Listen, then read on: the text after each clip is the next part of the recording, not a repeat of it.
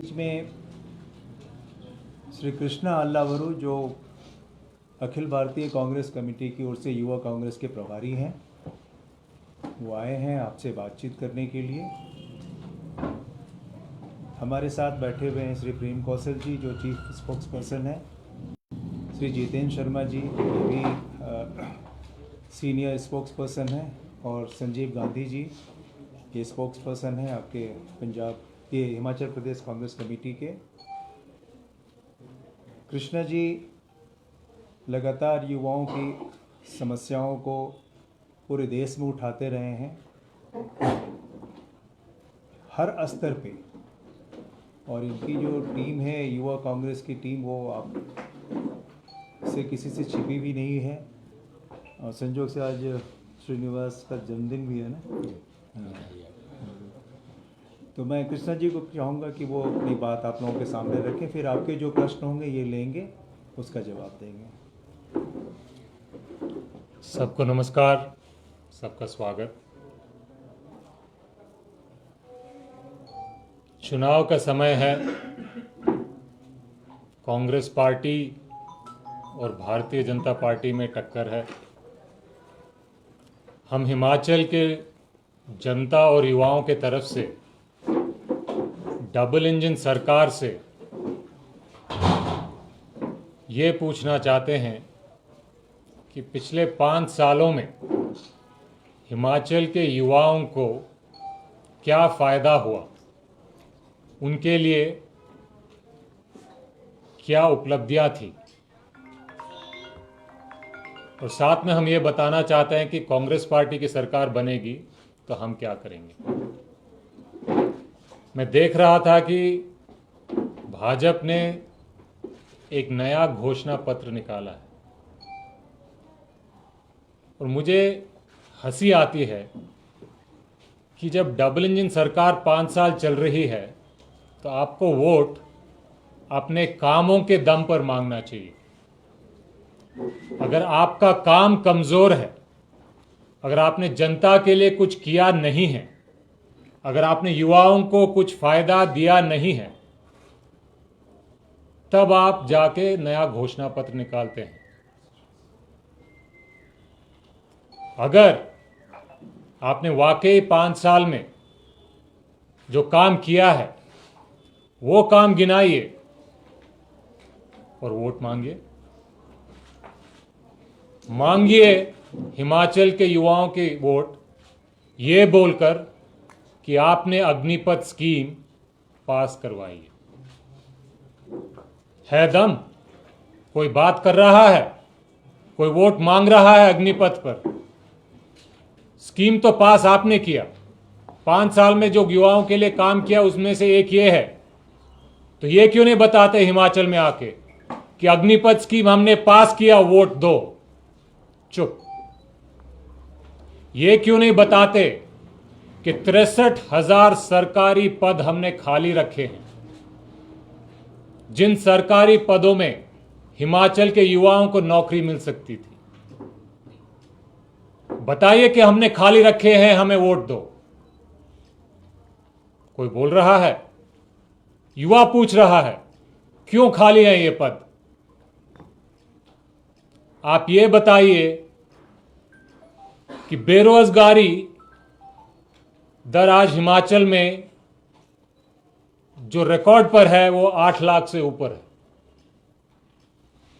इसको आपने 5 सालों में कम किया नहीं, लेकिन अभी आप घोषणा पत्र निकालते हो कि आने वाले 5 साल में हम 8 लाख नौकरियां देंगे। ये बताइए वोट मांगते वक्त कि आपने पेट्रोल का दाम 100 रुपया कर दिया है। बताइए, ये काम आपने करके दिखाया है। वोट मांगिए इस पर, देखते हैं कितने लोग वोट देते हैं। ये बात बताइए कि गैस सिलेंडर आपने 1200 रुपया कर दिया है, मांगिए वोट। काम तो यही किया ना आपने। अगर ये काम किया है तो वोट मांगते वक्त ये काम क्यों नहीं गिनाते? ये आपका परफॉर्मेंस रिपोर्ट है, ये आपका रिपोर्ट कार्ड है। महंगाई कम करने में फेल हो, रोजगार देने में फेल हो, खाली पदों को भरने में फेल हो, पुलिस भर्ती में पेपर लीक कंट्रोल करने में फेल हो, तो ये बातें बताओ आप जनता को कि हमारी रिपोर्ट कार्ड ये है, हम हर सब्जेक्ट में फेल हैं, हमें वोट दो। यही है ना, जनता के मुद्दे तो यही हैं, आज युवाओं के मुद्दे यही हैं। जब तक आप अपने कामों पे दम पर वोट मांगने की हिम्मत नहीं रखते हो, तो आपको भाजपा को नया घोषणा पत्र निकालने का अधिकार नहीं है। यह हम हिमाचल के युवाओं और हिमाचल के जनता की तरफ से भाजपा को चुनौती देते। अगर आपने वाकई काम किया है तो इन मुद्दों पे जो काम किया है उन पे वोट मांगो। अगर इन चीजों पे वोट नहीं मांग सकते तो सीधी सी बात है, हमने अग्निपथ का पास किया है, हमें माफ कर दीजिए, माफी मांगो। हमने सरकारी पद खाली रखे हैं, हमें माफ करो। हमने पेट्रोल का दाम 100 रुपया कर दिया है, हमें माफ कर दो। हमने पुलिस भर्ती में पेपर लीक करवा दिया है, उस पर कोई एक्शन नहीं लिया है, हमें माफ कर दो। तो आप पैर छूकर हिमाचल की जनता और हिमाचल के युवाओं से माफी मांगो ना, क्योंकि आपने काम ही ऐसा किया है। नया घोषणा पत्र लाने की क्या मतलब है? जो पिछले घोषणा पत्र में है उनमें से कितने काम आपने किए हैं? जो नहीं थे वो कर रहे।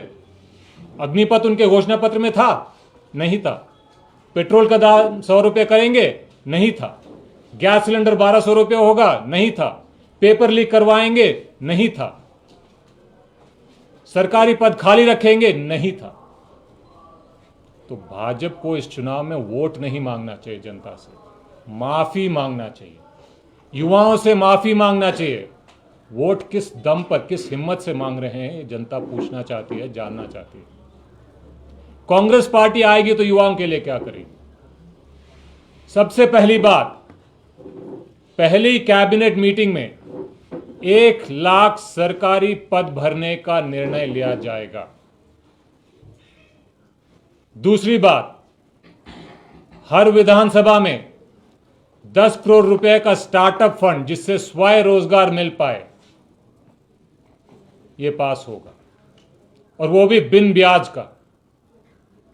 तीसरी बात, 18 साल के ऊपर हर महिला को महीने में 1500 रुपया दिया जाएगा। फर्क क्या है?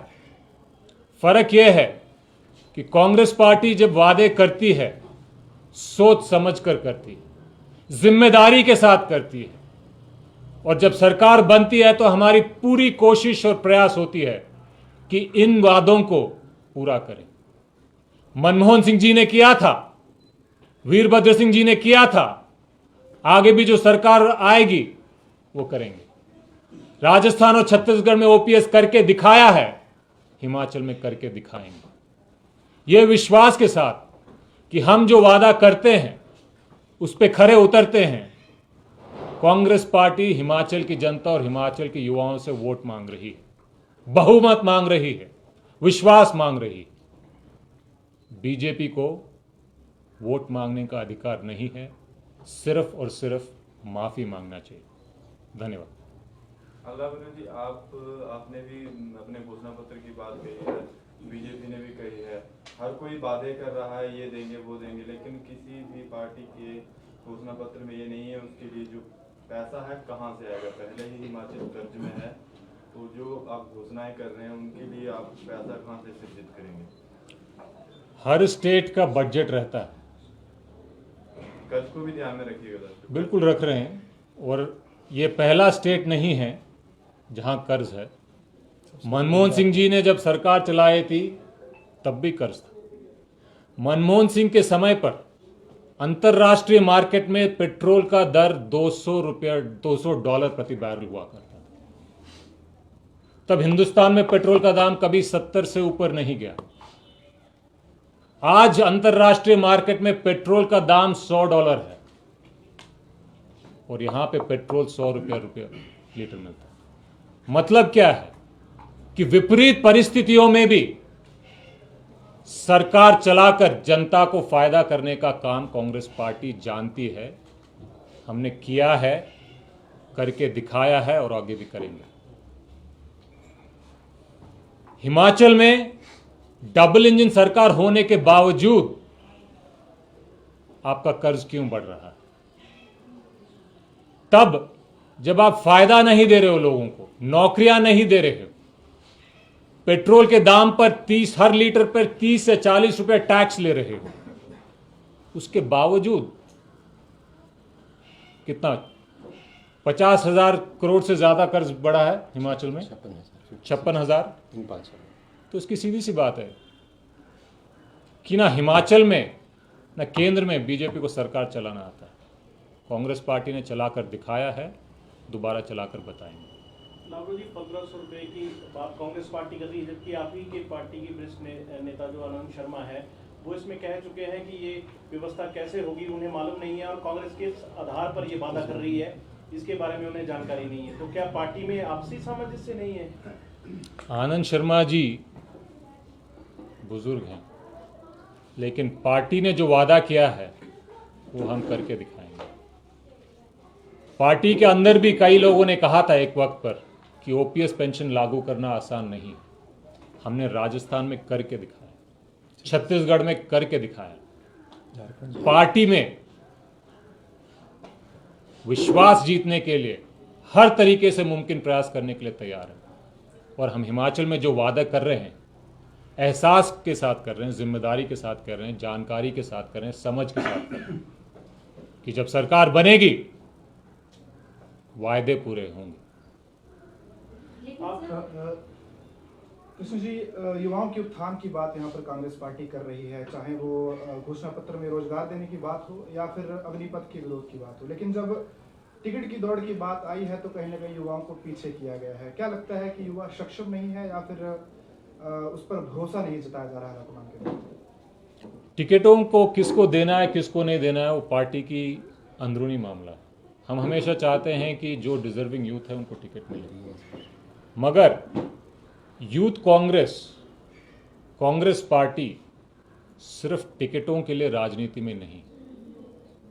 यूथ कांग्रेस ने जब कोरोना काल में तड़पते लोगों तक ऑक्सीजन सिलेंडर पहुंचाए, दवाइयां पहुंचाए, मदद पहुंचाए, तो हमने ये सोच के काम नहीं किया कि हमें टिकट मिलेगा या नहीं मिलेगा। वो कोरोना काल जिसके दम पर आज नड्डा जी हिमाचल में आके कहते हैं कि प्रधानमंत्री ने देश को वैक्सीन दिलाए हैं तो हमें उसका कर्ज उतारना है, तो वोट देना है। मैं जेपी नड्डा जी को, हिमाचल की जनता को याद दिलाना चाहता हूं कि हिंदुस्तान एकमात्र ऐसा देश है जहां पे कोरोना काल में लाखों लोगों की जान गई है। कोई ऑक्सीजन के लिए तड़पते तड़पते मरा है, कोई दवाइयों के लिए तड़पते तड़पते मरा है, कोई हॉस्पिटल के बेड के लिए तड़पते तड़पते मरा है, किसी का शव गंगा में बहा दिया गया है। यह क्यों हुआ? ये इसीलिए हुआ कि जो वैक्सीन हिंदुस्तान की जनता को देनी चाहिए थी, हिमाचल की जनता को देनी चाहिए थी, प्रधानमंत्री और भाजपा सरकार ने उस वक्त उन वैक्सीन्स को अंतर्राष्ट्रीय मार्केट में भेजकर बेचने का काम किया।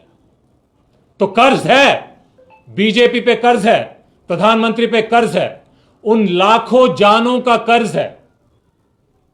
अगर कोविड के नाम पे कोई वोट मांग सकता है तो वो उन पीड़ित परिवारों के लोग मांग सकते हैं।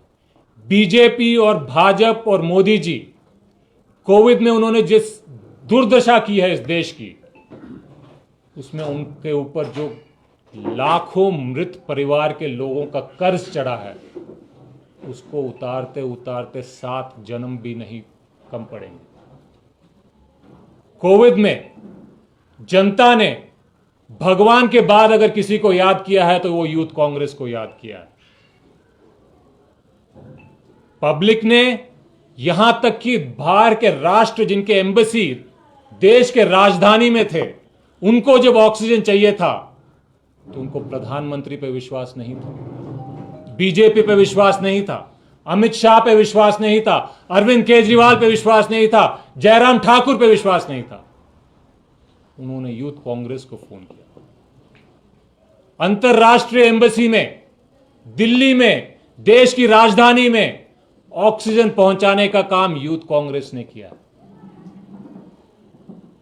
तो किस मुंह से भाजपा, नड्डा जी, मोदी जी ये कहते हैं कि हमने कोविड में वैक्सीन्स बाहर के देशों में बेचकर आपकी लाशों पर हम वोट मांगते हैं? दोबारा मैं कह रहा हूं और बहुत जिम्मेदारी के साथ कह रहा हूं कि हिमाचल के लोग और युवा आंखों में आंख डालकर बीजेपी को बता सकते हैं कि आप वोट मांगने लायक नहीं रहे, आप सिर्फ और सिर्फ माफी मांगने के लायक रहे। लेकिन भाजपा कहती है कि कांग्रेस ने 10 साल रिमोट के हिसाब से सरकार जो है वो चलाई है। जनता का फायदा, पेट्रोल का मैंने एक उदाहरण दिया कि मनमोहन सिंह जी जब प्रधानमंत्री थे, अंतरराष्ट्रीय मार्केट में $200 बैरल पे बिकता था, यहां पे 60-70 रुपए में पेट्रोल। आज $100 में बिकता है, यहां पे ₹100। 14 करोड़ लोगों को गरीबी रेखा से ऊपर लेके आए हैं। किसान का ऋण माफ किया हमने। ये मनमोहन सिंह जी ने करके दिखाया। जनता को फायदा हुआ है। पिछले 8 सालों में क्या कारण है कि बेरोजगारी दर बढ़ी है? क्या कारण है कि महंगाई बढ़ रही? क्या कारण है कि आप किसानों को राहत देने की जगह 3 काले कानून पास करवाकर उनसे 1 साल तक देश के राजधानी के सीमाओं को सरहद बनाने के मजबूर कर रहे हैं? क्या कारण है कि आप अग्निपथ योजना लेके आ रहे हैं? क्या कारण है कि आप खाली पदों को भर नहीं पा रहे? क्या कारण है कि आपके राज में ऐतिहासिक पेपर लीक होते हैं? बात यह नहीं है कि भाजपा क्या कर रही है, बात यह है कि भाजपा ने क्या करके दिखाया है। भाजपा को वोट मांगना चाहिए उनके कामों पर, उनके रिपोर्ट कार्ड पर। वो नहीं कर रहे हैं। वो जनता को इधर उधर की बातों में भटकाना चाहते हैं। झूठा प्रसार, झूठे वायदे, झूठे जुमले, इस पे वोट नहीं मांगने। हिमाचल के लोग, हिंदुस्तान के लोग तंग आ चुके हैं, थक गए। बस करो मोदी जी, बस करो। अभी आपने कहा कि यूथ कांग्रेस ने कोविड काल में बेहतर काम किया। हिमाचल की बात करें तो कई यूथ कांग्रेस के नेता है, उन्होंने टिकट के लिए अप्लाई किया था। तो अगर कोविड काल में यूथ कांग्रेस ने बेहतर काम किया था तो उसका कांग्रेस को फायदा मिल सकता था, फिर टिकट क्यों नहीं दिए? यूथ कांग्रेस, कांग्रेस पार्टी एक यूनिट है। जिसको भी टिकट मिलता है हम मानते हैं कि हमें मिला। जनता का विश्वास जीतना हमारा काम है, जनता की सेवा करना हमारा काम है, और हम उस मुद्दे पे जाके हिमाचल के लोगों से वोट मांगते हैं। उस विश्वास से हम वोट मांगते हैं, काम के दम पर, पुराने काम के दम पर, पुराने विश्वास के दम पर। आगे हम जो वायदे कर रहे हैं उस पर दिखा। तो क्या वजह है कि कांग्रेस पुराने ही चेहरों को ढो रही है या फिर परिवारवाद के चेहरों को ढोया जा रहा है, जबकि युवाओं का आप जिक्र कर रहे हैं बार बार और युवाओं की पैरवी कर रहे हैं, बावजूद इसके हम ये कह रहे हैं कि हम हिमाचल की जनता, हिमाचल के युवाओं से पहले कैबिनेट मीटिंग में 1 लाख सरकारी पद भरने का निर्णय लिया जाएगा। इस हिम्मत, इस हौसले और इस विश्वास से हम वोट मांग रहे हैं। दूसरी बात, हिमाचल के युवाओं के रोजगार के लिए 680 रुपए का स्टार्टअप फंड, जिससे स्वयं रोजगार में उनको मदद मिले, उसके दम पर वोट मांग रहे हैं। 1500 रुपया प्रति महिला को हर महीने फायदा होगा, इस विश्वास पर हम वोट मांग रहे हैं। आप जो बातें पूछ रहे हो वो कांग्रेस पार्टी के अंदरूनी बातें हैं, उनको जनता से कुछ लेना देना नहीं। नहीं, प्लीज पर आप जो बताइए। लोग पार्टी में युवा जो काम कर रहे हैं उनको तो लेना देना है ना। भविष्य वो आपको नहीं लगता उनको टिकट ना देके उनको नाराज कर दिया है? इसका अनदेखी क्यों हो रही है युवाओं की पार्टी की? सीधी सी बात है, मैं यूथ कांग्रेस का प्रभारी हूं। जी। यूथ कांग्रेस की अनदेखी होने नहीं दूंगा। अगला प्रश्न। आपके लाहौर जी, मेरा एक प्रश्न है। अभी अमित शाह आए थे नगरोटा बगुआ में, तो बहुत से कांग्रेसी थे, उसमें युवा कांग्रेस का भी नेता था जिसने रिजाइन किया है, तो उसके बारे में आप क्या कहेंगे? देखिए, रिजाइन किसी भी पार्टी के लोग कभी भी कर सकते हैं। बीजेपी से रेजिग्नेशन हो रहे हैं, बीजेपी से बागी लड़ रहे हैं, आम आदमी पार्टी से रेजिग्नेशन हो रहे हैं, कहीं ना कहीं कांग्रेस पार्टी में भी हो रहा है। ये हर चुनाव में, हर पार्टी में ये होता है, ये कोई बड़ी बात नहीं। थोड़ा सा दूसरों को मौका दीजिए और दूसरा टॉपिक पे आप बात करें। राहुल गांधी जो है भारत जोड़ो यात्रा पे निकले हैं। भाजपा आरोप लगा रही है कि क्या वजह है कि उन्हें हिमाचल और गुजरात के जहां चुनाव हो रहे हैं उनसे दूर रखा गया है। आपकी यात्रा वहां से होके नहीं गुजर रही है, और आज कौन सा भारत जोड़ने की बात जो है वो कांग्रेस करती है, क्योंकि जब धारा 370 थी, 53A थी, तब उस वक्त क्यों राहुल गांधी जो है भारत जोड़ो यात्रा पे नहीं निकले? राहुल गांधी जी और कांग्रेस पार्टी कन्याकुमारी से कश्मीर तक पैदल इसीलिए चल रहे हैं कि वो आज देश में जो समस्याएं हैं, जनता की समस्याएं हैं, उनको उठाना चाहते हैं। समस्याएं क्या हैं? रिकॉर्ड तोड़ बेरोजगारी नंबर 1 समस्या। ये मोदी जी और भाजपा सरकार ने खुद बनाई हुई समस्या है। इस पे चर्चा नहीं होती, इस पे बात नहीं होती, इसीलिए कांग्रेस पार्टी और राहुल गांधी जी को पदयात्रा निकालनी पड़ रही है। दूसरी बात, कमर तोड़ महंगाई, इस पे चर्चा पार्लियामेंट में नहीं होती, होने नहीं देते। जनता त्रस्त है, चीखें निकल रही हैं लोगों की, इसीलिए पदयात्रा निकाली जा रही है। देश में डर और भाईचारे की भावना को कम किया जा रहा है, डर बढ़ाया जा रहा है और भाईचारा कम किया जा रहा है, इसीलिए कांग्रेस पार्टी को यात्रा निकालनी पड़ रही है। और ये कोई यात्रा सिर्फ मीडिया को दिखाने के लिए नहीं, पैदल चल के दिखाएं, मोदी जी चल के दिखाएं, 25 किलोमीटर हर दिन जनता से मिलें, सुबह से शाम, समझ में तो आए कि वो जो कर रहे हैं उसका क्या असर पड़ रहा है। सुने बेरोजगार युवाओं से उनकी दर्द, सुने उन महिलाओं से जो घर का बचत टूट चुका है, पेट्रोल, डीजल, खाद्य पदार्थ। क्या सरकार है ये? किसके लिए सरकार है? नहीं, तो इस यात्रा की जरूरत है किसी और को भी आप मौका दीजिए गुजरात प्लीज। में नहीं है। तो मेरे क्वेश्चन तो पूरे होने दीजिए। आपका क्वेश्चन का मैंने 3 बार जवाब दे नहीं, दिया है, आपने लेकिन ये आप नहीं दूसरों किया का कि भी मौका आपने दीजिए। हिमाचल और गुजरात का जिक्र स्पेसिफिकली मैं पूछ रहा हूँ आपसे, आप उस पर नहीं कर रहे हैं। मैं स्पेसिफिकली दे रहा हूं, लेकिन आप किसी एजेंडा को आप आगे करना नहीं, चाहते हैं, वो इसीलिए। आपका राय तो आपने भारत जोड़ो यात्रा के बारे में पूछा, इलेक्शन से लेने देने कुछ नहीं है सर। नहीं, आपने भारत जोड़ो यात्रा के बारे में पूछा, मैंने जवाब दिया। आगे बताइए। और अपनी युवा कांग्रेस के प्रभारी हैं, हिमाचल में भी युवा कांग्रेस को एक्टिव करेंगे, क्योंकि अभी तक विधानसभा के चुनाव चल रहे हैं, कहीं कोई युवा कांग्रेस का तरह का कोई उत्साह या कोई कार्यक्रम देखा नहीं है। पिछले 6 महीने से, अप्रैल से यूथ कांग्रेस यूथ जोड़ो बूथ जोड़ो का कार्यक्रम कर रही है। जून में हमारी यहीं पे राष्ट्रीय कार्यकारिणी हुई थी। उसके बाद हमने मुद्दा पकड़ा था बेरोजगारी का। रोजगार संघर्ष यात्रा सारे हिमाचल में निकाली गई। साथ में बूथ पर जोन सेक्टर का काम बहुत अच्छी तरीके से हुआ है।